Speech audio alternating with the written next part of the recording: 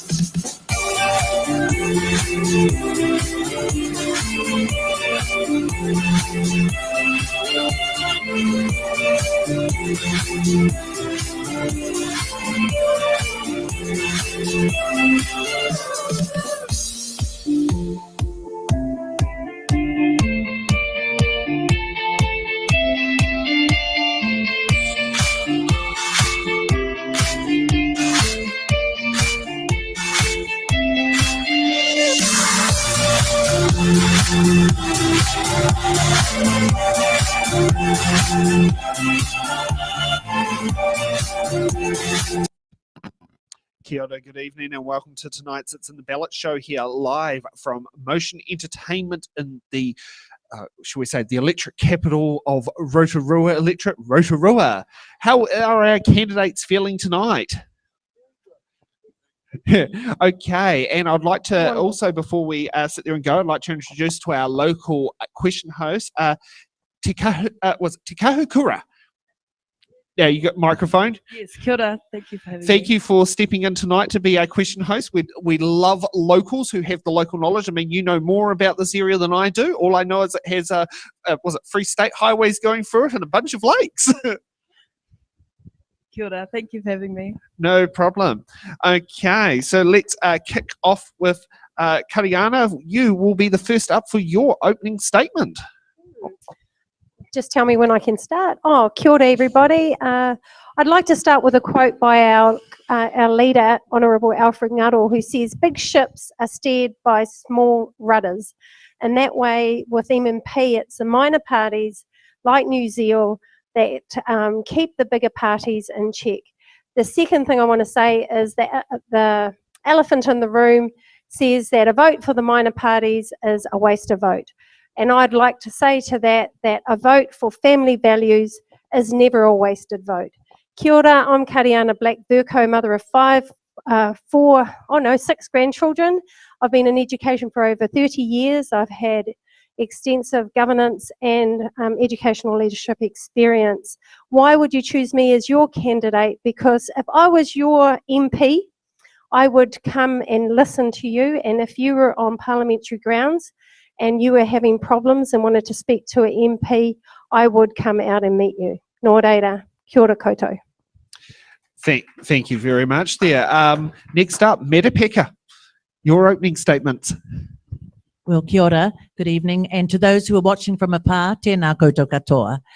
Rotorua is a good place, but in the recent years, it has had significant impacts to contend with. We should be going from good to great. I have been a local councillor here for 11 years, and on the health board for 12 years. I know our community. And if you are going to be the Member of Parliament for Rotorua, then you must know your community. You must know now that Rotorua is very diverse, and we have some significant social issues that have been around for a long time. They haven't been addressed, and that is now what our community is asking. If you're going to go from good to great, then we must invest in the people who have invested in Rotorua. And so we really need to know that the best interests of Rotorua will be served by a government that actually wants all New Zealanders to live to their potential. My name is Merepeka Raukawa-Tait, and I'm standing for Te Pāti Māori. Kia ora. Thank you. And next up, Ben, your opening statements. Kia ora, thank you very much, and it's a pleasure to be here tonight, and thank you to everyone who's here in person and also watching online. My name is Ben Sandford. I'm the Labour candidate for Rotorua. So I was born and raised here in Rotorua. I think Rotorua is an absolutely amazing place with an enormous amount of potential. And one of the reasons why I'm standing as the candidate for Labour in Rotorua is to realise that potential. So I went through school here in Rotorua. I went to Rotorua Boys High School, went off to university, and I'm a lawyer. So I have a law degree and a BA in geography.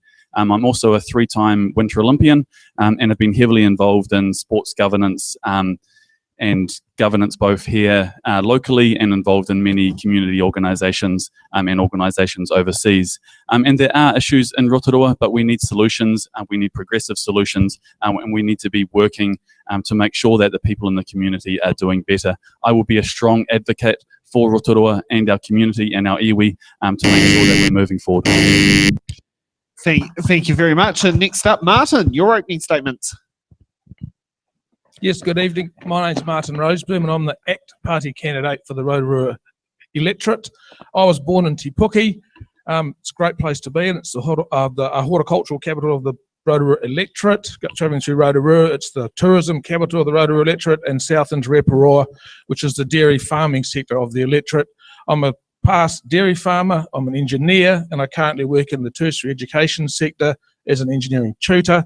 I have a large breadth of knowledge which will bring to this electorate. I'm a keen advocate for the farming sector, a very keen advocate for the tertiary education sector. It needs more support. We do not spend enough time and effort training our young people and getting them into work. They need a lot more support than they're currently getting. A very strong advocate for our industrial base, our engineering sector. It needs more support in the export sector. I'm Marten Rozeboom, your ACT candidate. Please party vote ACT at this election. Thank you. And thank you, candidates, all for your opening statements. So now let's get to our map here to show where Rotorua voters are based. Okay, so starting from the south, we have the rural town of Rotorua, very known as a shortcut for trucks and that for heading when they're heading south towards Taupo. And when you head up, there is a multitude of lakes. I know Lake Tarawera is one of them. That's the one that's got the pink and white terraces. Yeah, going through there, and then you've got the big, city of Rotorua, and you've got up on there the other shortcut to Tauranga, known as Nongataha, on the way there. That was my one through known shortcut for going through there, and out towards the east, you've got Lake, Raukawa-Tait, Rotorua, which we're personally staying at, and was it Rotorua? Aye. Yeah, and then as you head up the electorate, following, you do have a little bit of a swing in for the kiwi fruit capital of Te Puke. And yes, there, as you see there, there's a lot of lakes there, and thank you for the Electoral Commission for putting a nice, lovely map out there for us to all see. So we're off to the next exciting part, the questions we think you'll be asking after watching today's show. Now, just make sure I get that on there. Question number 1, how comfortable would you be to have your local MP in those sensitive doctor's appointments when it comes to issues like women's contraception? If promising voters that reducing government income by 20% is a good thing, why is it a bad thing in the boardroom of a publicly listed company? And question number 3, with the promise of benefits, increased benefit sanctions, will mandatory compensation be written into law when beneficiaries are wrongly or falsely sanctioned? So I hope these are some of the questions we leave you with answering with after tonight's show. So with It's in the Ballot here, for those who are in the audience and those who are at home, we have 28 questions there. We send off the questions to the candidates because we want quality answers. We don't want spending 30 seconds sitting there trying to work them out. So we get them to sit there and get an idea of what's in advance. Each candidate has 2 button cards and each candidate has 1 deferred card. The button card is to be used when there is a question that they think that they also want to give an answer to, very useful here, and candidates use it very, very well. And the deferred card is when you have that bit of a hairy curveball question you're not comfortable with answering, but someone can answer it a bit better. And we encourage candidates to do that. So, Te Karakura, are all the boxes sealed? Yes, all the boxes are sealed. Okay, let's get was it now? Just waiting for my was it random order list to sit there and kick off. Martin, you're up first. What box number would you like to pick? Thank you. I'll take box 3. Oh, box number 3. Number 3.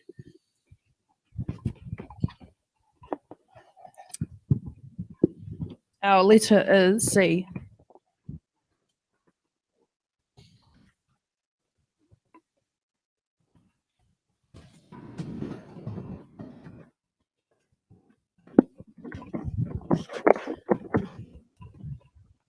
Go ahead. Martin, how are you going to address the cost of living crisis? Oh, cost of living crisis, it is on everyone's mind. It's one of the things that's actually been told by many voters is their largest problem. We need to get the cost of everything down quite clearly. We've introduced in our, David Seymour's rejinked our budget, and we've introduced a tax cut for everybody. We've reduced the tax barriers from 5 down to 3, which will give the average person on $70,000 a $2,000 tax break at the end of the year. We're also moving towards reducing, mind blank. You all good there? No, mind blank, totally gone. No, that's it. Okay. Next up, question-wise, Kariana, what box number? Oh, I thought I was going to get an opportunity to answer that one, but never mind. I'll have Button box card. number 8. Thank you. Number 8. Down the back. I'm good at counting. Oh, I know. That's all right. Our letter is Y.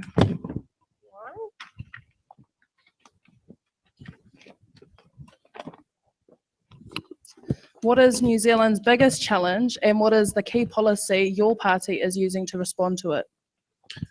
Okay, so New Zealand's biggest challenge right now comes down to the breakdown of families and the whānau structure and the impacts this has on our children's well-being, socially, mentally, spiritually, and economically.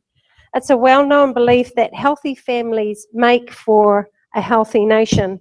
So our key priority, and it's a key priority of NewZeal's party, is whānau or family.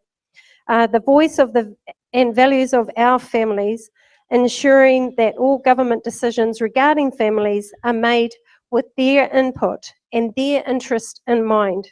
We are committed to working with families to create pathways for affordable and attainable homes, conflict resolution taught in school and offered to marriage relationships, so what children and parents learn to resolve conflicts in healthy, restorative ways. Kia ora. Thank you. Okay, next up, Ben, what box number? I'll take box number 1. Thank you. Nice and close. Our letter is Q.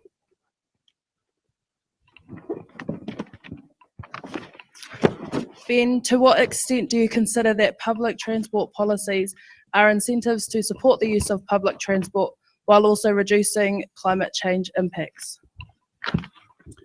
Thanks. I think it's a combination of both, as it should be. Like, you want public transport for people to get around. You want to encourage public transport, also because it's good for the environment as well. Hopefully if we have higher density in our communities and more livable cities, there'll be a bigger uptake of people using public transport, but we need transport options. It's not just about, having transport focused on getting around in your car. It's making sure that there is bus transport in bigger cities, that there's trains, that we have interconnections between our cities with viable public transport options. So encouraging people to walk, encouraging people to use transport means that are available to them, like whether that's walking, biking, cars, buses. So making sure that we have a good range of options. And if we do that, then we're also reducing our dependency on petrol vehicles as well. Just want to ask, will the Rotorua branch line be a plan to reinstate for passenger and freight service then, if that's the case? Because I know it's a bit disused. It's very disused. And I remember using it when I was about 16 years old, and it took me, I think, 3 hours to get to Hamilton. I'd love to see the branch line reinstated, but I think that's a long way off, and I think there's a huge amount of investment that needs to go into rail before we get rail back to Rotorua. But it would be pretty amazing to see, people in Auckland being able to catch the train down to Rotorua on a Friday night with their mountain bikes and then be able to head back up to Auckland on a Sunday. Okay, and Merepeka, what box number? I'll have box number 17.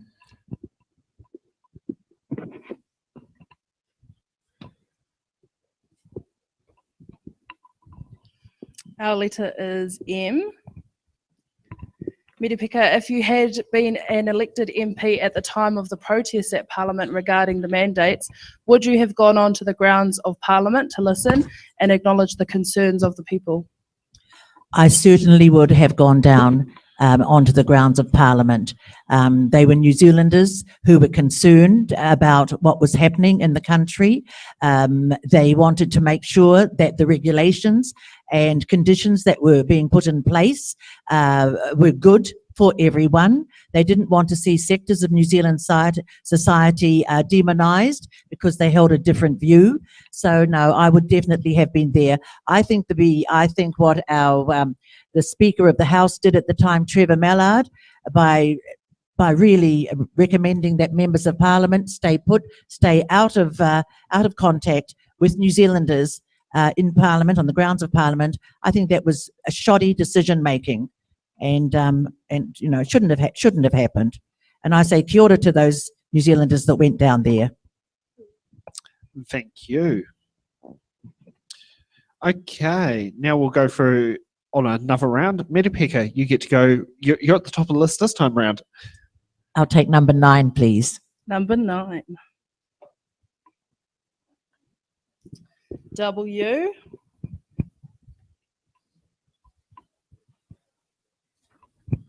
Just for the comment that has come through on YouTube at home, our shows are individualised electorates. This is for the Rotorua General Electorate. The Waitariki show is going to be postponed to a future date, just for the comment that has just come through about Rawiri not being here. This one is focused purely on the Rotorua General Electorate. Merepeka, how effective do you consider the government's interventions, actions on youth offending has been? I don't consider them very effective at all. I think they're reactionary. I think when we look at youth, we fail to understand that our youth do not bring themselves up. They are brought up in families, often living in struggle street. Many have been under the pump for years, those families. And so no wonder we get behaviour that we sometimes feel isn't conducive for young people. So let's look at the homes. Let's make sure that our homes, that first of all, families have homes, that they're warm, that children can get to school, that, if there are mental health issues in the home, all of these things are important because our children are being brought up in those homes. So I'm definitely opposed to having children carted off, separated from their families, living with people who are not kin, and then we wonder why they go off the rails. If we say our children are our future, let's invest in our children, not to punish them. Thank you. Ben, what box number? Let's go with box number 5. Anything specifically special about that number? Nothing at all. Close to me. Our letter is I, and your question is...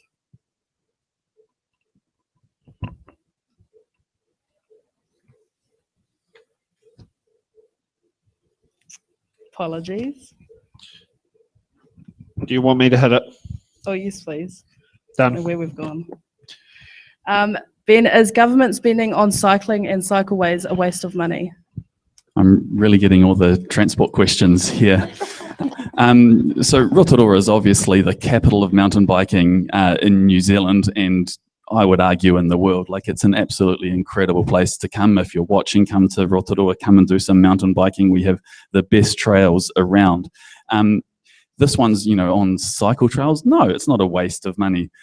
We need, to have good, safe transport options, and having cycleways is a really effective way of making cycling easier and more accessible. It's a great investment into, that type of infrastructure to make sure that we're encouraging people, kids to get to school, people to cycle to work.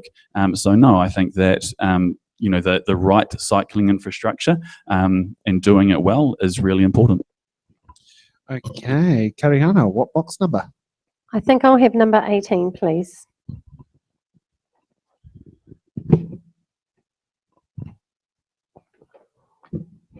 The tablet's not working, sorry, but it's letter D. Letter D. That's fine. I'll control it on my one. Okay. Will your party review the relationships and sexuality education in primary schools? Thank you for this question. It's actually been a real pressing issue around the country and people that I've been speaking to. And the simple answer is yes, we will review it, especially for primary school. So RSA, religious, is relationships and sexuality education. So NewZeal stands on the side of biological and scientific reality when it comes to gender, and primary schools are not teaching this. Primary schools should not be exposing our tamariki mokopuna to any sexualising content at all. So that's our position on that matter. Thank you. Okay, and Martin, what box number? We'll go number 17. Haven't we had 17? Yes. Yes, not 17. 15. Might need to start removing the boxes of that have been taken. Yes. Our letter is N. John F. Kennedy quote, "Ask not what your country can do for you, ask what you can do for your country." Do you agree with that quote and why? Yes, I do agree with that quote. The knowledge to solve all the issues that we can find in our country is in this country. All the sources of knowledge that we need are here. The role of government is to ensure that the services are continued with open discussion to reduce crime, cost of living, and support free and open discussion on co-governance, education, and health and roading infrastructure, and to enact the policies. It's up to the people to decide what are our major problems, and that's what this election is about, putting the problems in front of the candidates for the candidates to discuss, debate. Hopefully the right ones get elected, and the solutions that the public want get solved by the next parliament. Thank you. I'd like to butt in on that, Go ahead, you. just because we have to get rid of some of those. So I also agree with that comment, because as a member of parliament, we are meant to represent the people, we are the people's servants. We're not meant to be there to dictate to other people what to do. So that's my position on that. Thanks. Not a problem. Okay, now I'll just refresh the list and it'll give me a good new order when it gets there. Okay, it seems to want to be going on a go slow. Yep, okay. Okay, I've got a DNS server issue. Yay, a lot of fun. That might explain why the tablet suddenly stopped working. Okay, yep, let's start off with Martin. What box number? 14 still there? 14 is still here. The letter is A.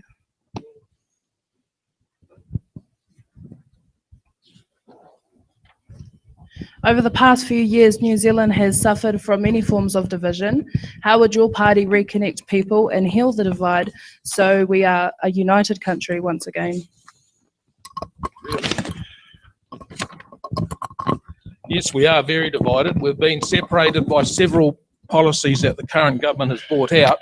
One of them is co-governance, and we haven't allowed or been allowed to, as a community, to have a discussion on this. It's been pushed to one side a wee bit. It's even been left out of this campaign to some respects.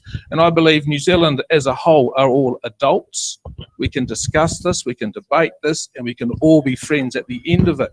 We need to have people in positions of authority, potential candidates that can openly discuss these things freely in a way that does not offend anybody. Like to butt in on that one, Mr. Chair, when you're ready.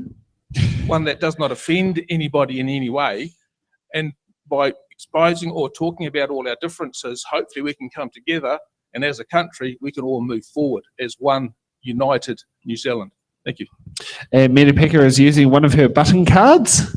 Thank you. Thank you. Yes, I am. New Zealand is not mature enough to have conversations around, who has suffered forms of division. We tend to demonize people who have come from different cultures. Certainly the Māori and Pacifica have been on the receiving end, and we all know that in recent years of racism. We've seen it in this debate. We've seen some of the hoardings that have been vandalized, and it's because people either don't know the history of their country, don't want to entertain that there are people with different views who would like to make sure that their backgrounds are considered in policy development. They also want to have people sitting in Parliament who actually know who they are. So come on, if we're going to have a conversation, be honest enough to say we have to sit together and have that conversation, and earlier rather than later. Thank you. Can I also button? Yes, go ahead. Use raw button on this one. Yeah, I think the question's a little bit misleading. The question is, how would your party reconnect people and heal the divide? So that we're a united country once again. And I think one of the things that we actually need to do is embrace differences. And we need to understand that people come from different backgrounds. And that is one of the beautiful things about New Zealand, is that we're a bicultural, multicultural country. That is what makes us special.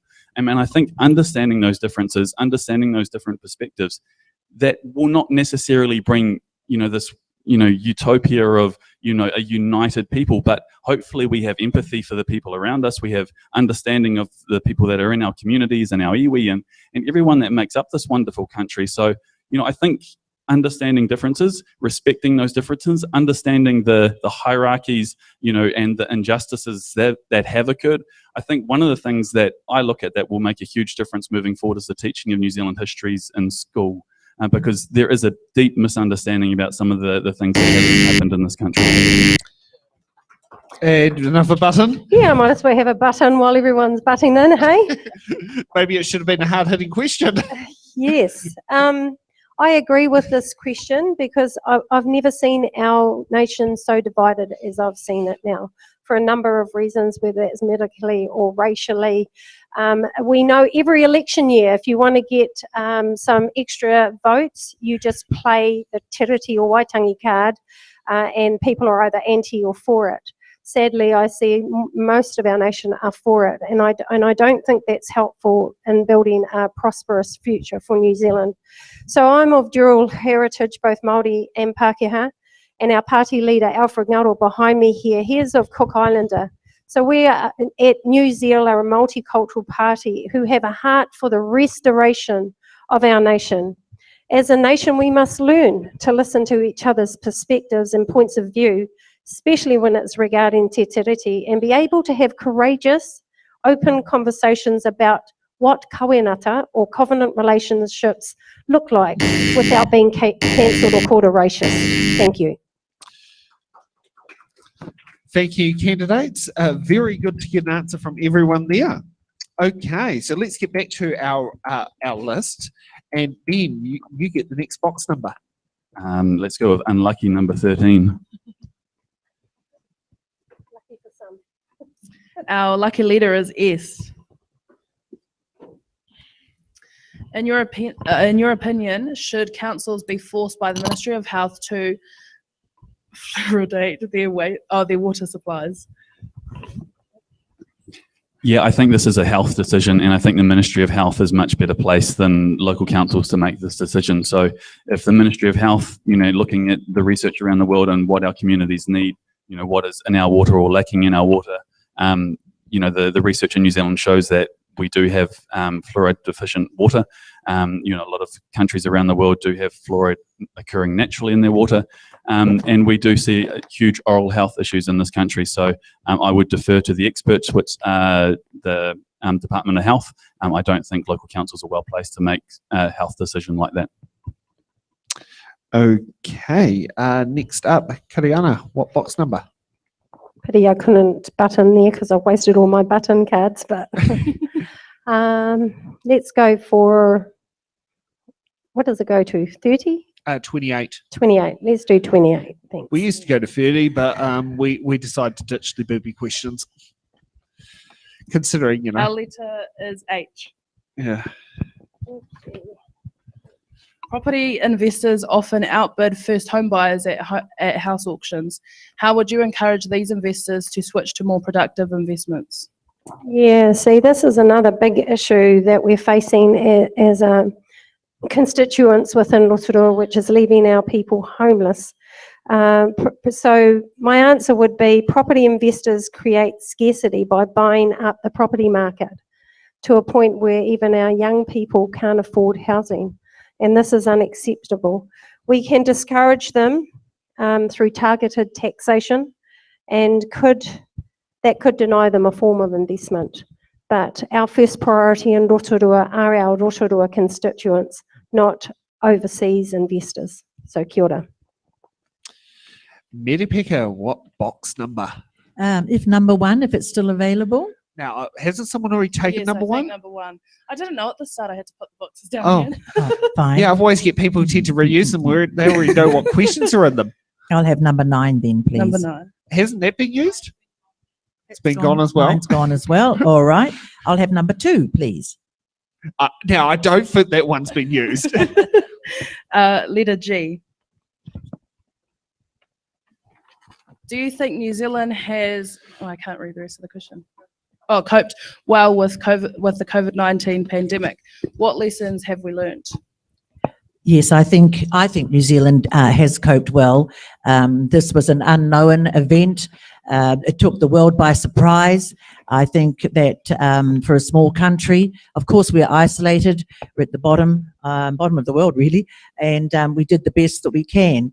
We have learnt some lessons, and I think some of those lessons are that earlier on, I think that we should be consulting with the whole community. There are, of course, we listen to the scientists, but there are communities of interest in New Zealand that I think could have looked after their people better than what happened. So I don't believe New Zealanders will respond. Should this ever, an event such as this ever occur again, I don't believe we will respond in the same manner. I think we have learnt things, but I think there is now a wider opportunity to consult with other people in the community about the conditions that will be put in place should anything like this occur again. Kariana, what box number? I think I just chose a box. Well, let's go for 25. Our letter is AA. In your opinion, over the past 3 years, what is the worst thing that has happened to New Zealand politically? I'm still trying to find AA. Right at the back. Down there, Okay. Oh, yes, this is a goodie. Thank you. The worst thing that has happened in New Zealand politically has actually been the vaccine mandates, where people lost their jobs and that created 2 classes of people. Because, yep, that's exactly what it was. Whānau members were judged, even those within the churches. The whole nation was divided.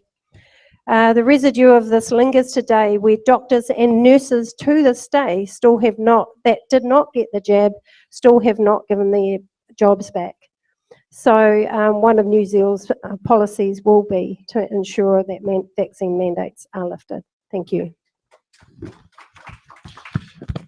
Okay, Ben, what box number? Number 6. Our letter is V. V for violin, did you say? Yes, V for violin. That's the one there. Yep. Does your party believe that there should be a policy on the location of alternative energy sources such as solar farms near urban areas? Yeah, this is one of those questions that's really specific, and I wonder what the questionnaire is trying to get at with this question. So at the moment, if you wanted to put in a solar farm, you would need a resource consent. You'd have to go through that process. The government's also trying to make it easier for offshore wind generation. We know that we need more electricity generation in this country. And we also need more solar on roofs of homes and buildings around the country. I spend quite a bit of time traveling through some positions that I have, and one of the things that strikes me as I travel around Europe is the amount of solar generation that is on farm buildings, is on housing, it's above car parks. And we just don't have that here in New Zealand. And we are, Germany is definitely not more sunny than New Zealand. So we do have a lot of work to catch up in the space and make sure that we have energy independence in New Zealand. Okay, next up, Merepeka, what box number? Number 26. Letter J. The Future of Local Government report says, quote, the current local government funding and finance system is already under pressure and is not sustainable. How is your party going to respond to this issue? Well, that report is underpinned by opinions from most of the local authorities throughout New Zealand. So it does show that councils are funded and not adequately funded, particularly in relation to infrastructure. So, I mean, the GST content on rates is always paid into central government, and yet everyone knows that infrastructure is a heavy cost on local authorities. I think the whole funding of local councils needs to be actually looked at, because it's not sustainable. Councils are having difficulty all around the country. So I'd like to see the GST component ring-fenced for infrastructure, basically the pipes, because that's where the three waters, drinking water, wastewater, and stormwater, and they're in crisis throughout New Zealand now. So better funding for local government, absolutely. Thank you. Martin, what's your next box number? Number 16. Letter L. Do you think New Zealand should investigate having an independent commissioner against corruption, as in New South Wales? My general answer to that is no, because once we appoint one, everyone will naturally assume that we have corruption. So, no. We need better standards of behaviour from our elected MPs. We need KPIs for our ministerial CEOs, and the tools already exist within our system to monitor where our money goes, who gets it. And frankly, I don't think our national media is doing enough job of critiquing where our money goes and reporting to us, the general public, of what's happening and not happening and who's not doing their job adequately enough in Parliament. Thank you. Nice, short, sharp, sweet. And I think Penny Bright might have a disagreement and a view there, but that's one of the ones we've kept because that's something she was very big about. You get to go next for the next box number, Martin. What box number would you like? 21. Letter U. So you for uniform. My fiance and I are concerned that we will never be able to afford a property in the electorate where we grew up. What are you doing to make housing in this area affordable and accessible for first home buyers? Well, there's sort of two parts to this. A is number of houses. New Zealand needs a lot more houses. We need to build more houses, which means freeing up land or getting access to land in some way, shape or form. Rewriting the Resource Management Act and removing the amount of red tape that both developers have to go through, the council has to wade through compliance details, and the general house buyer purchaser has to wade through in order to get a house done, and also actors looking at returning 50% of all the GST on new builds to the council to give the council the funds to put in place all the in-ground infrastructure for us to build a house onto. Thank you. Okay, next up, Merepeka. What box number? I'll have 27, please. Letter R. So R for Romeo. What is your party's position on the Resource Management Act reform? Very necessary, should have been done probably 15 years ago. I do think that we should always be mindful of wherever there's development, there will usually be impacts on the environment. So we've got to make sure that the reforms do not do away with the conditions that were put in place to protect the environment in whatever way, shape or form that was going to happen. I do think, though, that we've got The Resource Management Act should not be used as a method to prevent developers from getting in and building. No, that's not what it should be used for. It should be used to ensure that the environment is conducive to good management in terms of the use of land, waterways, and all of that. But I think it's just long overdue, and it should have been done quite some time ago. Is there much of that happening in the Rotorua area? Absolutely, because we've got 14 lakes, we've got some of our we've got geothermal, and of course we've got some of our big land holdings plus forestry. So land management practices are significant here in Rotorua, and particularly for the development of new areas. Okay, Kariana, what box number? Let's go for number 10. Perfect. E. E for Echo? The Future of Local Government report says a significant fund is also needed to support climate change adaptation activities. How is your party going to respond to this issue? Okay, so first I want to say that we are already the most proficient nation in the world, making up 0.07% of climate emissions. Right now, our people are hurting, so that's where our priorities must be. He aha te mea nui o te ao, he tangata. Right now, it's about people. Let's put our focus on people. Thank you. I'd like to butt in on this one. Yeah, go ahead. Thank you. Our young children are asking all leadership to understand that climate change is going to impact the world that they will inherit in 15, 20 years' time. Had we taken action 2 decades ago even, we would not be in this position. Our children want to be able to swim in the lakes. They want to be able to go into the bush, and everything there is as it should be. Climate change is impacting on us right now, and our young people are marching in the streets. They're taking time off school to send a message to leadership that we need to do something. So, it is something that we have to respond to as soon as possible. Okay, Ben, what box number? Box number 11. AB.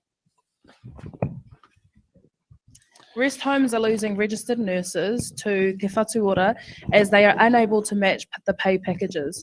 Do you think that the pay packages for all RNs should be equitable across all sectors of healthcare?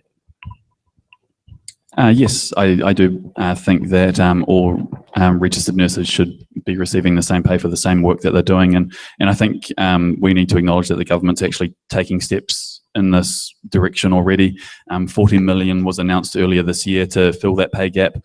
200 million a year from next year is going in to reduce that pay gap as well. So there are steps, that the government is doing to do that. And I think, if we look at other sectors as well, fair pay agreements and pay equity, it's having a really big impact on lifting wages across sectors, which is, important, especially in the economy that we have at the moment. Like, we want people to be able to earn more money for the work that they're doing. So lifting wages, making sure that jobs are secure and people have a strong voice in their workplace is really important. Okay, and back to you, Ben. What box number? Do we still have 7? I believe so. 7. 7, let's go for it. Our letter is T. So T for Tango.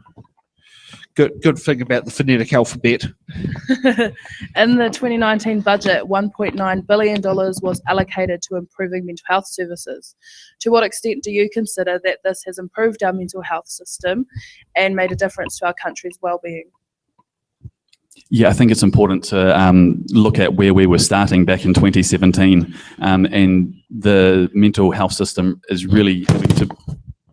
That wasn't me. The mental health system is really having to be rebuilt from the ground up. So, obviously you need money to do that, and you don't instantly solve all the issues in this space. We know that there's a real need out there for mental health services. We've seen, I think it's a 28% increase in psychologists in the last 6 years. We've seen health going into schools across the country, so young people can get mental health services when they need it. We've seen more mental health services being delivered in the community, and I think there's over 1 million mental health interactions have taken place in the last 6 years. So we are getting there, but there is still a long way to go. Can I just butt in there, please? I want to say that $1.9 billion, there's been a significant underspend in that. It hasn't been all used. So, you've got to ask yourself, we've got people lining up because they've got mental health issues, particularly our young people can't get the services that they need. And there's been an underspend. So it's all very well allocating a budget, but it actually needs to get out to the people who really need it. Okay, and I believe we've got to reissue a button card to every other candidate, just to make fair's fair. Yep. So yes, as host, I will be reissuing a button card to every other remaining candidate. Okay, Martin, what box number? 17. 17 still there? Yeah. Oh, 19. 19. That works. B for banana. Do you believe that 16-year-olds have the maturity to vote?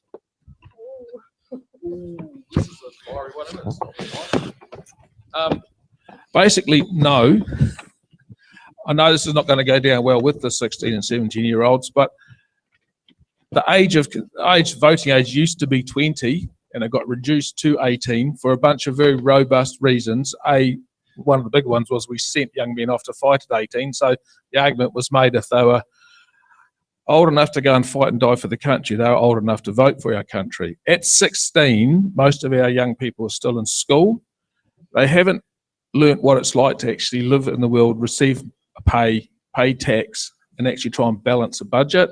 Most of them are still living at home. Yes, some of them work after school, but they're not sole wage and salary earners, and I don't think they'll be responsible enough to make decisions about spending hours.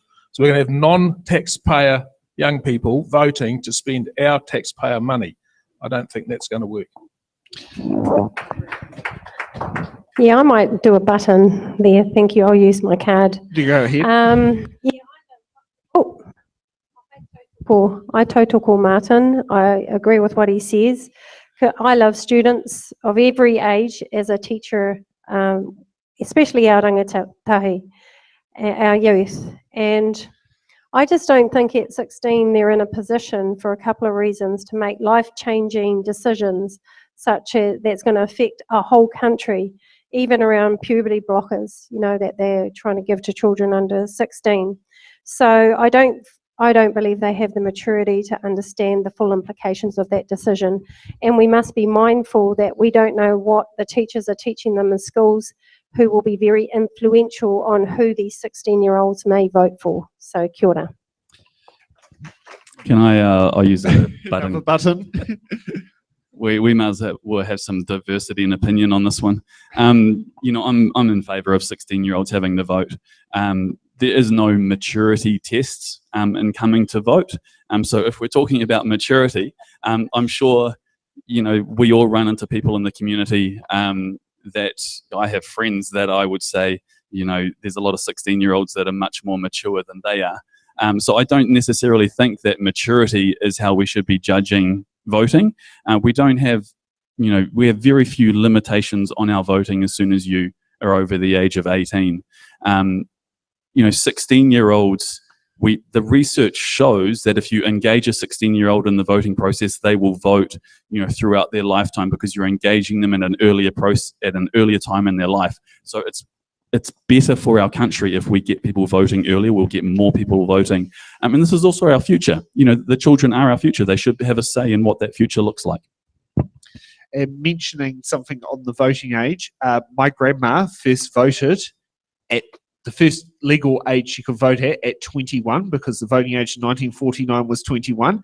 And the one thing is, my grandma does remember the election of Iraraka Ratana, which is quite interesting for a non-Māori to remember the election of Iraraka back in 1949. And she does remember the little bit of an upset it made to Parliament history that year. So a little bit of history there on that. And my grandma is now 95 and still kicking well to this day. And Unfortunately, she's a little bit not the best on the internet, so she has to get my advice on on how the shows went. But she'll be very pleased with what's happening here, and shall we say, her cousin Joy would be very glad to be enjoying this as someone who's been a Rotorua resident and a voter most of her adult life. Okay, Merepeka, you're up next. Number 4, please. Number 4 is X. So X for X-ray. Yes. Would you or your party consider giving a fixed percentage of GST tax revenue to help fund local councils on infrastructure projects? Yes. Yes. And now, That was a quick answer. very, very quick and straight to the point. Yes and no. Kariana, what box number? I'll go for 22, thank you. Letter F for fun. Well, it's a bit different from Foxtrot. Current information from overseas indicates that vaping is not a healthier alternative to smoking. Children of primary school age are becoming addicted. What is your party's plan to address this health concern? Yeah, well, this was a tricky one for me to answer, and I totally agree. I see vaping, and I've read that research overseas, and it is very harmful, so I don't know why people have deterred them from smoking vapes and, smoking vapes and moving away from cigarettes, which is the worst of the two evils. So actually taxing cigarettes has arguably not been effective either. It's just made people who are addicted to cigarettes just spend more money that they don't usually have. So to deter vaping by making it look uncool, that typically if you use media and just deter them that way, because they are children, they're not 18 years old, they shouldn't be using vapes anyway. Yep. Just want to ask, and audience might know this, does the rule around growing 15 kgs of tobacco for personal use, is that still allowed? That was the law back in 2012. Does anyone know that? I'll go out on a limb and say it does. Does. Okay, well, and probably growing your own tobacco at home is probably a hell of a lot better than buying tailor-mades or pouches off multinational corporates. Right. Yeah. Okay, Agree. so for our last round, Martin, what box number? I will take 24, thank you. Letter Z. Zebra. Oh, Zulu. Took a while. That's all right. I mean, and some random thing is there. All New Zealand planes, their first letter starts with Z. Well, that's a fun fact. Yes. Long-term change requires strong and binding cross-party collaboration and agreement. What is one area that your party could commit to attempting genuine, lasting and binding cross-party work for the long-term benefit of New Zealand? Right, this is a policy that ACT's had bouncing around for a while, and all of New Zealand has talked about it on and off for quite some time. The ACT party would commit to introducing the 4-year term, but the 4-year term is going to come with a bit of a catch. We're not just going to give any party a free sail into a 4-year term. The catch is going to be that if a party agrees at the beginning of its term that it wants to do 4 years, we'll reform the system in such a way that it is still accountable, and all the select committees, all the chairs of the select committees must be handed over to the opposition parties evenly. So therefore, if any law or policy wants to be pushed through, the select committees can really digest it, poke questions and poke holes in it, and hopefully we'll have some robust discussion around it. It's one way of us looking at getting into a 4-year political term, which gives us more time to develop robust policies and hopefully move this country forward. Now, there was something suggested about having the proportionality to be based on non-executive members. And at the moment, Parliament is made up of nearly 25% of the legislature is executive. Would those select committee makeups be based on a combination of proportionality on only non-executive MPs or a combination of executive and non-executive MPs? That part is still up for discussion. It's mainly the chairmanship has to be basically a opposition MP in charge of the committee. Therefore, things just don't get rammed through it as has happened in the last 3 years. Okay. Ben, what box number? 23.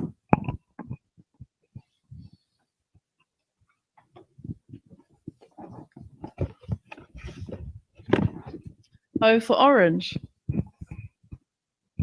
What is your party's stance on central bank digital currency, and will your party support removing cash from being used in New Zealand? I think there's a lot of risks with just having a central bank digital currency. So, you know, I don't want to predict the future here, but, you know, obviously cash is reducing in our society. You know, people are using cards, online banking, and, you know, online payments, you know, an enormous amount more than they were just a few years ago. So I think the space is moving quickly. But in terms of central bank digital currency, you know, I don't know what the Labour Party position is on that, but my personal position on that would be that you move in that direction, and it's a very high risk direction to move in. So I would, you know, step very carefully. Yeah, I'll have a button for this one. Okay, yep. Yeah. Central bank digital currencies is basically taking away a lot of our own personal freedoms. Our cash at the moment gives us the right to go where we want to and do what we want when we want to do it. If we go to a central bank digital currency, that right will be taken away from us. And that is the part that I'm opposed to. ACT is a party of freedom, business freedom, no restrictions on trade, but this one I think is a step too far. My personal view is it is a very bad idea because it attacks us and how we move and how we do business around our life. And something about cash is it does help victims of domestic violence, flee their abusers without having control of their bank accounts. So that's something that, you know, you see frequently brought up on their cashless society means, you know, denying victims the right to flee domestic violence. Yeah. Okay, Kariana, what box number? I'll have number 12, please. Kapai. Leader K. Okay. K for Kariana. How has New Zealand changed since you were a child? Has it changed for the better? Oh, yes. I think we'll all agree here that New Zealand has changed, but unfortunately not for the better. Yeah, family breakdown is 50% of children living in broken families. Child poverty is higher than it even was in 2017, and that was before, you know, as I was growing up, we were safe. We could go wandering and do fun things up trees without worrying about stranger danger and all those sorts of things. You could afford houses, like afford deposits. People wanted you to have a house and be independent of the state, and now we've got a system that wants us to be dependent on the state. So has it moved for the good? No, it hasn't. Thank you. Okay, and lucky last, Merepeka, what box number? Well, the lucky last, 20. P.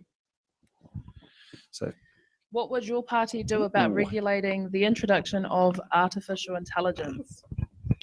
Yeah, thank you. I find this very interesting, actually, because when artificial intelligence was being talked about and then it was introduced, everybody thought it was going to be something exciting. It was going to be innovative.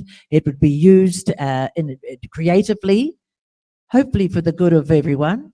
But now we're seeing there's so much concern rising in this area of artificial intelligence.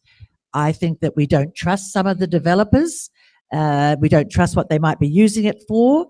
And so regulation, I think we will have to. I think we should be sharing our knowledge with other countries that have perhaps are a little bit ahead of us in this regard. Share our knowledge, and then also look at what the potential danger is, because I see where artists and the creative people now are signaling what they're likely to miss out on. Universities are very concerned about what students will, the work might not even be theirs that they're submitting and going to be assessed on. So I'm just saying that I think we should be thinking in terms of regulation so that we can use it for the best possible results. Thank you. Okay, I think that's a good end for it. Martin, let's start off with your button. This is a massive area. It goes along with lots of things that we as humans do. We develop something that we think is going to make our lives better and eventually takes over our lives. And AI right now is at a point where it's coming into our society, like many other things that we've done, cell phones and vaping, and our young people have become addicted to it and losing the ability to do free thinking and occupy their times without their vapor or without their phone. AI is far more advanced than this, and I understand in some areas it's going to be very helpful. In engineering, it's saving lives. It's taking guys away from the coalface and making life more bearable. Autonomous vehicles, I'm still unsure whether it's good or bad, but it's the beginning of AI.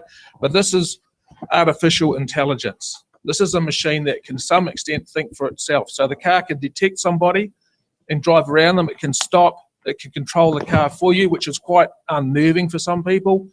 Machines, robots doing things for you. Sure, they'll be mundane tasks, but they're going to get, and we need to do some sort of regulatory process that we can control the development and the education of our young people to absorb the information as it comes online. Okay, and Ben, your button. Yeah, I better use my button since we're on the last question. I don't want to let one go to waste. So, you know, AI, there's incredible opportunities with AI, but also with incredible opportunities come incredible risks as well. We are really moving into a space of human development and technology, which, you know, maybe we aren't quite prepared for in some ways. And, you know, I want to pick up on Merepeka's point. I think, you know, we can't just regulate this ourselves. There's no point in New Zealand regulating this without working with our partners around the world. So I think, you know, taking a global approach to this, you know, working with countries around the world to make sure that we do have sensible regulations where they are needed. But at the same time, we need to be able to reap the benefits where we can, whether it's in medicine or healthcare, you know, policing, across the spectrum. There's, you know, I'm an anti-doping, and there's huge benefits for AI and anti-doping in the future, but we need to be cautious here. Okay, thank you, candidates, and thank you for cleaning out all our questions and giving the voters some very quality answers. We're going to take a break here. You can see some of our previous show highlights. We've just updated the reel with some footage from the Wanganui Electorate show, from the Raukawa-Tait Electorate show, and from the Palmerston North Electorate show that you can watch during this break. And we'll like to give a bit of a reminder of the big reveal from the Merepeka Electorate.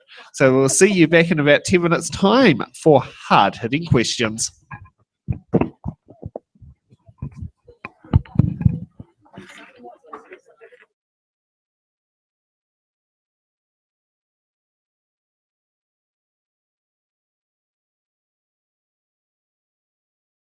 Okay, good evening, everybody, and welcome back to It's in the Ballot. Now let's get heading for hard-hitting questions.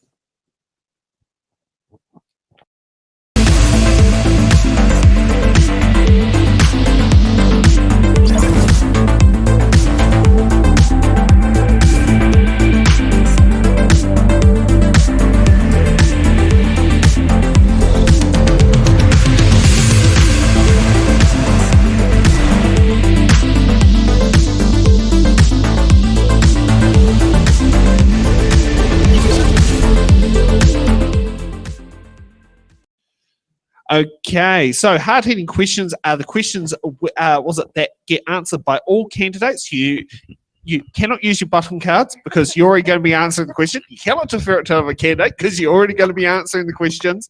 And they are questions that are of significance in the community.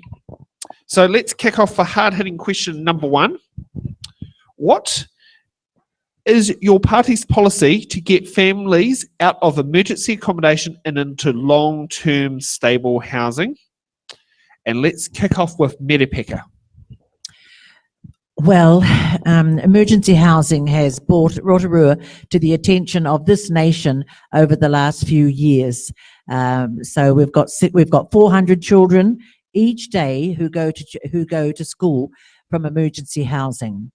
But what we should be doing is looking at a long-term solution. Otherwise, we're going to be reactive. We're going to throw people into, again, unsatisfactory housing without understanding that it is a long-term solution that is required. The emergency housing hasn't just happened in the last couple of years, let's be honest. So we've allowed it to grow. So let's develop solutions that will hopefully have the best outcomes for our families. So we need other players in the field, not just Kainga Ora. We need iwi involved. We need the local councils involved. We need providers involved. But more importantly, we must fund so that we can be successful in providing good, warm, safe housing. Okay, Ben, your response. Yeah, thank you. As Merepeka outlined, this is a really topical issue here in Rotorua. So we have emergency accommodation, across the city, and we have far too many families and people living in emergency accommodation. And I think we can all recognise that it's not ideal, and we want people to be in their own home, in their own communities. But in terms of what we are doing to solve this issue, and I think on this issue we really need to be solution focused. So we need more houses, and the government is delivering that here. So under National, last time they were in government, we lost 42 state homes in Rotorua in 9 years. This government has added or delivered over 270 social houses to Rotorua. We have another 500 coming up in the next few years. But it's not just the government, it's about partnering with local government. Building consents in Rotorua are double that of what they were in 2017. So the processes and the things that we have in place are actually working. We have record high levels of home building in Rotorua. We need to continue this to deliver homes for everyone. Okay, Marten, next up. Yeah, thanks for the question. Yeah, Act basically says we need 51,000 new homes every year for the next 5 years. This would allow for the current and future generations the same opportunities that we had when we were young to get into home ownership. So in order to achieve this, Act is proposing a compulsory overhaul of the Resource Management Act, and it's going to be based on property rights, meaning you have the right to develop your property, and the only objections that will be raised from the people immediately adjoining your property. Other vested interests cannot get involved. Shake up the infrastructure funding, including sharing over $1 billion of GST revenue with the local councils based on their building consent activity. Allow builders to opt out of council consent regime so they can use more innovative techniques, materials, and improve affordability and quality. Using a building insurance scheme as an alternative to the consents process, and use a code of practice and a resource consent to save time and money. Thank you. Okay, next up, Kariana. Yes, thank you for the question. NewZeal prioritises whānau and families at the forefront of all our policies. We recognise that thriving families are the foundation for a strong nation. NewZeal believes that every family should have the opportunity to own a home. I came from Merepeka in the 80s, and all people really want is a home, a job, so they can feed their whānau and keep them warm. So we will look at reducing the required deposit for first home buyers down to 2.5%. And I've got a daughter who's about to buy a home, and she has to have 25% for her first home. That's just way too high for any whānau, especially those living in emergency accommodation. NewZeal will free up the housing market by cutting the red tape for landlords so that families can be put in houses that are presently just left vacant. High density building also. Thank you. Okay, thank you for those answers there. Okay, so we'll switch over to hard-hitting question number 2. Central government increasingly communicates with citizens via email and text. Therefore, non-computer literate visit libraries for assistance. Changes to central government practices and legislation impact our local community, which councils are expected to deliver without funding. Do you believe central government should form a partnership with councils to deliver central government services? If so, how would these partnerships be funded? And Martin, you get to go first. Yeah, well, obviously, central government and councils already work together in some areas here. This actually, to some extent, falls into the aged care category because they are the ones that are most often affected by these changes. It is quite funny. I suffer the same thing in education. We quite often get all our emails delivered, but I work in a workshop all day and I get told, where were you and why didn't you answer that email in a timely fashion? Mate, I don't have a computer at my lathe. Elderly folk have the same issue around, they get forced into using new technology before they're ready or even shown how to. This is where this slight joke comes around with most grandparents rely on their grandchildren to do all their emails for them. It shouldn't be like this. Before we introduce new technology, we should ensure that the community is ready to receive it. And by that, making courses available. We have the odd one in the Polytech system for training and giving people understanding of how this technology works, but then they have mobility issues and they can't get there. So we need to change the way we do new technology. Okay, next up, Ben. Yeah, thank you. And I think there's a number of ways that government not just needs to work with local government, but also, local community organisations, with iwi, with providers in the community. So I don't think it's necessarily a one-size-fits-all solution. Obviously, if the government is asking an organisation to do something on their behalf, then there should be funding available for that organisation to be able to fulfil what the government is wanting it to do. I think here in Rotorua, like we can look at Te Pokapū, which is a partnership between the council, Te Arawa, and the government to make sure that people have wraparound services and a place to go to find housing. So things like that. We need community social solutions, and we need government to be in our communities and available, because one of the biggest things that you see is people not being able to access the services that they need, and they need to be able to have local access. Okay, Merepeka. Well, the only reason central government would devolve services to local government is because they're not doing well at them. So, and the other thing too is no services should be devolved to local government without the funding going with it as well.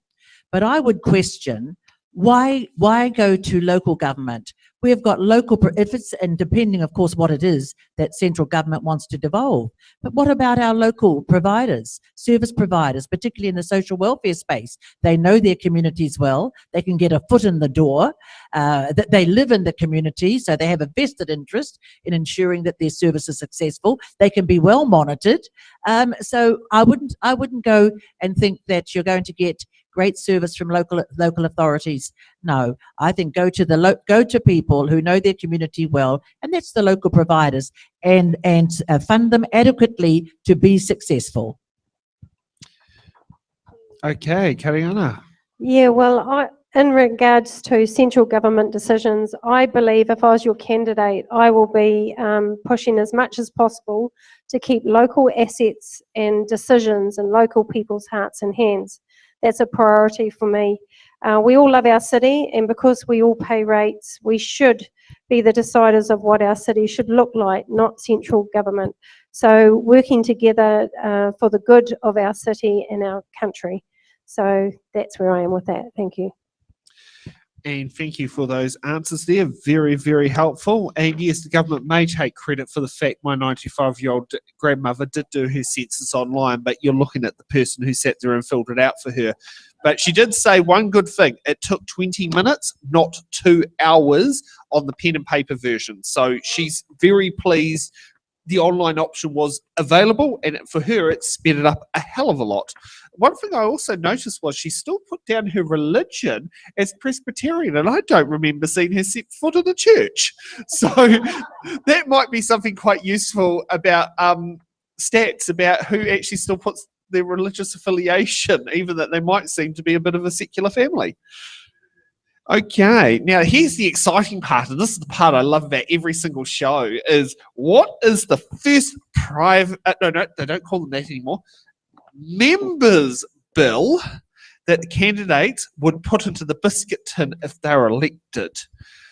Now, we're going to give them 2 minutes this time to sit there and get it, because we want to get them to explain a bit the nooks and crannies of what's behind the bill, that sort of thing there, and how they'll get, and what their plans can also be to get cross-party support, because private members' bills aren't government bills, so they do require a bit of a different mechanism to get forward. You only get one members' day every sitting fortnight, and well, we don't, and typically every 3 weeks there's a recess period, so it could take a bit of a while to get a private members' bill through Parliament, but they tend to do some very remarkable things. And Merepeka, you get to go up first. Well, I would like to, my private members bill would be looking at the introduction of the 4-year term for central government. Now, I know there's been quite a bit of discussion already on that by current government and certainly by local government. And I suspect that it may well see the light of day, and they'll look first at local government. I think this is something that central government should be looking at. 3 years is not long enough, because we think in New Zealand, our government thinks short term. They always worry about retaining power, getting into power, and they don't do the work that they should be doing to make sure that their policies are implemented for the benefit of our communities. Some of the projects, and particularly infrastructure projects, are significant. They are large. They require good relationships with funders, good relationships with landowners, good relationships with the community as well, and that does take time. So I would like to think that a 4-year term will allow all of that to take place, so that you do know that what you're going to get is a reflection of what the community wants. 3 years is short, 2 years, yes, and then suddenly you're into election mode again. So we do have to take the long-term approach. We do have to think about, will we get a good outcome from, from this project if we speed it up, rather than saying, let's look at the whole implications. And I believe that a 4-year term in government will give some good thinking. You'll be able to canvass widely, look at the pros and cons, and know at the end of the day, you're going to put in place something that would benefit the whole of this country. Stop the short-term thinking, stop the ambulance in the bottom of the cliff, which successive governments are known for. And you can definitely tell Merepeka is a former councillor with that way of thinking, because I understand the same things on that one. Kariana, what will be your first members bill? Yeah, well, I'm not sure whether this will be my first members bill as such, but a lot of people that I'm connected to in the community were horrified I'd be more interested in repealing a bill that's in there presently that was passed in 2020, just before lockdown, which was the most extreme abortion bill passed in New Zealand, in the world, one of the most extreme in the world, where you could have an abortion up to full term, and furthering that babies that are born, if they are born alive, are left to die. So my first commitment would be to those people and to the 26,000 people, 26,000 people who sent in submission, would be actually to repeal that left to die bill, and then revisit the abortion bill where there's tighter measures around its what would I say, around its permissions. Yeah, so that's where I will be. So it's not so much a private members bill, but they're just repealing that. Thanks. Can I ask, how many abortions happen post 20 weeks? Do you know? Yeah, well, it has increased since 2020. I was just reading some stats. I'm not sure exactly, but I guess the point is still made at 24 weeks. you know, babies are born alive, and to be left to die on a cold slate without any reprieve or painkillers is actually is inhumane, and it's even animals get better treatment than our preborn babies. So Is kia ora. So do we have a case of this in New Zealand? Yes, absolutely we do. Yeah, and I've heard of them personally. Yeah. Okay. No, I'd love to know what the doctors who signed that one off then. Yeah. It's grievous. Yeah. Okay, Ben. Yeah, thank you. I've got a couple of things here, and one of them's actually already happened. But I'm going to speak to how good it is, because it would have been one of a member's bill that I would have put in. So the government, and I think all the parties actually supported this, which is really nice, was just passed the Integrity Sport and Recreation Act, which sets up an independent integrity sport unit in New Zealand as a Crown entity. I'm someone who I've competed in 3 Olympics. I've been involved in the sport and integrity space for a really long time, and we've seen a number of well-being and welfare issues in sport in New Zealand in the last few years, and it's just not good enough. And sport should be for good. It should be for people to, realise their dreams. And so by having this independent agency, hopefully we can deal with things before they become a problem. So I was involved in that in its early conception, and so very happy to see that get across the line and be supported by all the parties. In terms of things that haven't happened, I think 16-year-olds getting the vote, 4-year parliamentary terms, and why not put one out there, having a referendum on New Zealand becoming a republic. Okay. Martin, what will be your first member's bill you'd put into the biscuit tin?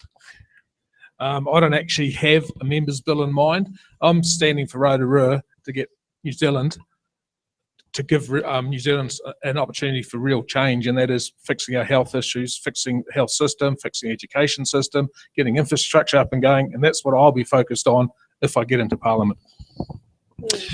Okay, that's very short, sharp, sweet, and well, fingers crossed something does happen there on a member's bill.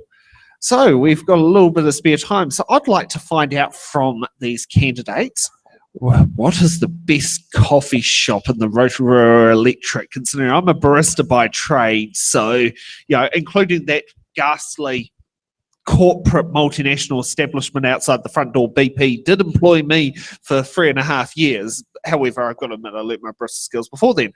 So what is the best coffee establishment that you'd recommend for your voters? Who would like to kick it off? I would, actually. I live in the Springfield area and on Devon Street. I think the best coffee is made by this little coffee called Grounded Cafe. Anybody been there? Yep. And they also own the coffee shop down by the lakefront, so you can get it from 2 places. Grounded. Ben? Yeah, and if you're not going to Grounded, there's some wonderful coffee in Rotorua, and I think this is, I love my coffee, and it's always normally the first thing I do when I go to a new place is find the best coffee. So I work right next to Interval Cafe, and I think their coffee in town is fantastic. On the weekend, you might find me at Zippy's, but if you're out east side here, Eastwood is also really good, and it's right next to the forest. So there's some great coffee, but get to Interval. Merepeka. Yes, well, there are some great coffee places, but I have to be honest, I prefer a glass of wine.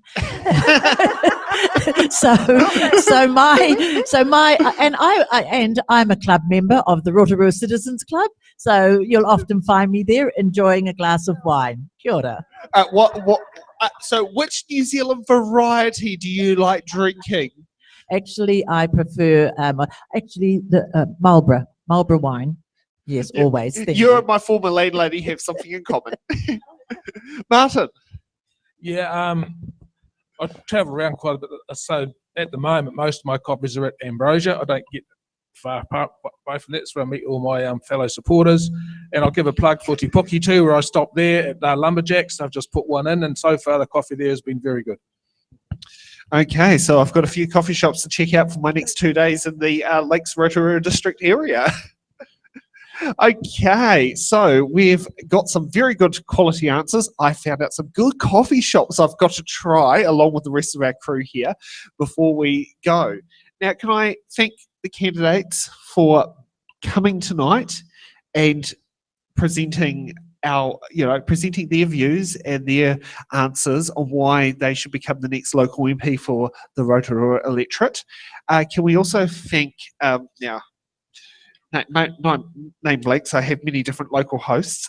Te Kahukura for joining us tonight as being local question host.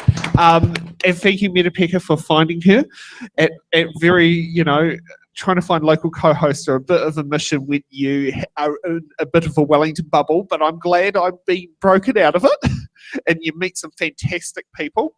And as usual, would like to thank Alex and Nick who are in studio here, Jill who has done a hell of a lot of candidate liaison work today, and can I also thank Stacey who is our remote editor for tonight and our producer for making this show happen. For those who are wondering what's happened to Waitariki Electorate Show tonight, we have parked it for the meantime in respects to Rawiri-Waititi's mother's death, and along with other, I think Tony, she also has a tangi to go to as well. It just seems to be going through the area. We will get to the candidates to sort out a remote show at a future date so that you as the voters know where they stand on things, and I'm looking forward to doing the remote show. Or Alex, I'm not sure who's we might have it, or we might get Stacey to do it. I mean, she does a brilliant job. No, she told me in my ear she's not going to do it. But that's all right. We'll find that, and we'll be having tomorrow. We'll be having our East Coast Electorate Show remote. Oh, have I not done closing statements on the candidates? Oh, gee. So we're doing our thank you. Thank you, Stacey, for sitting there doing that. Well, we'll promote the East Coast show for tomorrow. So if you want to join us, you can watch us online on Facebook, YouTube, Twitch, Instagram, or it's in the ballot.nz where we can watch the East Coast electorate candidates. So we're doing a remote only show because half the candidates are Gisborne, half the candidates are in Whakatane. It's a bit of a very big electorate, so we've settled for remote working between the candidates. And then we'll be heading off to Tauranga for both Bay of Plenty and Tauranga electorate for Friday, and before we head over the Kaimaias to Hamilton. But let's get to our candidates for their closing statements. The best part, after being thanked on why they should get the vote for the next 3 years. I know next time I should read the production schedule. Martin, you can kick off with your 60 seconds on why the Rotorua voters should get give you their electorate vote.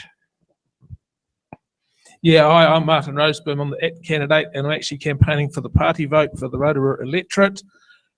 ACT is campaigning for reducing crime, reducing cost of living, having an open discussion on the co-governance. My personal one is education. Our declining state of education in this country is appalling. We are not preparing our young people for the future. And our health system.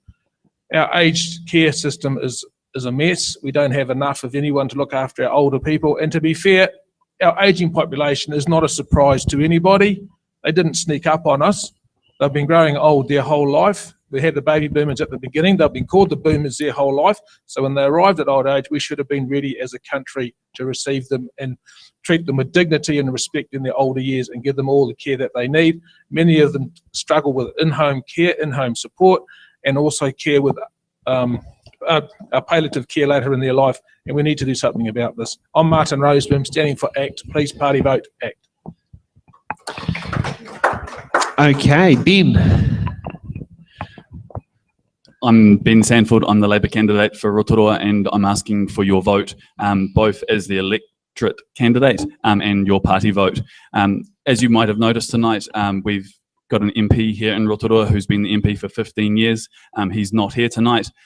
He is going to be in Parliament whether you like it or not. And so it's really important that you vote strategically. So I'm asking for your candidate vote. We need a strong voice in Parliament. We need someone that cares about the community, that's involved in the community, and I give you that background. I'm a strong advocate. I love living here. I want to represent this community. I think there's a huge amount of potential here, and so I'm asking you to, please consider to vote for me so I can represent you in Parliament, and that we can have 2 MPs in Parliament for Rotorua, and I will be one of those, and I'd be exceptionally proud to represent you there. But also please vote for Labour. There's a lot of work that we've got to do. We've got to be solution focused and get things done.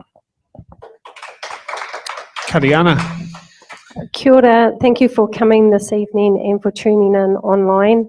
Why should you vote for me as your candidate, Kariana Black-Vercoe, for not the New Nation, the NewZeal. NewZeal Party. Apologies, it's been a long night. Yeah, well, we have, out of all the minor parties, we're the only one with two former MPs. The party leader behind us, who is Honourable Alfred Ngaro, who's spent 9 years in Parliament as a national MP, and also United Future former MP Paul Adams.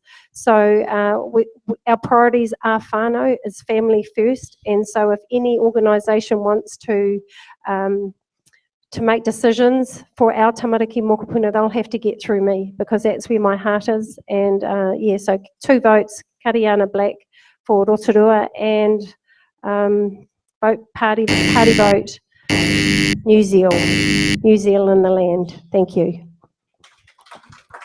And Merepeka. This election is so important. We have strong winds ahead of us. We have a number of years of hard graft. So we need to understand that everybody has to make a contribution to the future of Aotearoa. We have become a land of the haves and the have-nots. That's not good enough. We really need to make sure that everybody feels valued in Aotearoa. Now, we're probably likely to do as we've always done, vote in the same old way. And if you do that, nothing will change.